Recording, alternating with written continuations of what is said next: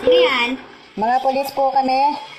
Anong kailangan nyo? Gusto ko po namin makausap, sir. Ilan ba kayo? 3 po kami. O, 3 naman pala kayo eh. Ba't di kayo mag-usap-usap? Dadamay nyo pa ako eh. Lahat ng post ko, trip ko lang.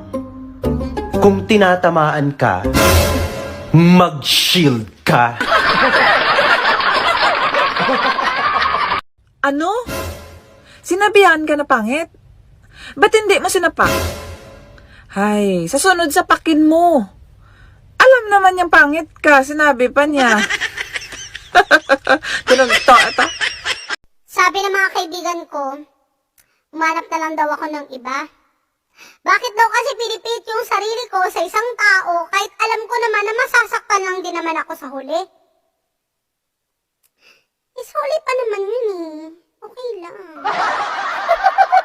Mga nagtatanong kung bakit single ako. Hiniwalayan ko kasi ang boyfriend ko. Sabi kasi niya, minahal daw niya ako ng sobra. O sobra ka naman palang minahal ah. Eh paano hindi ko siya hihiwalayan? Minahal niya ako ng sobra sa isa. Ano ito? Oo, hindi ako sexy. Pero isa lang sigurado ako. Woo! Hindi ako pangit.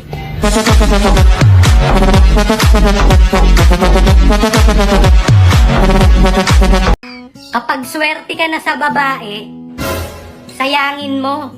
Oh no! Pogi ka, di ba?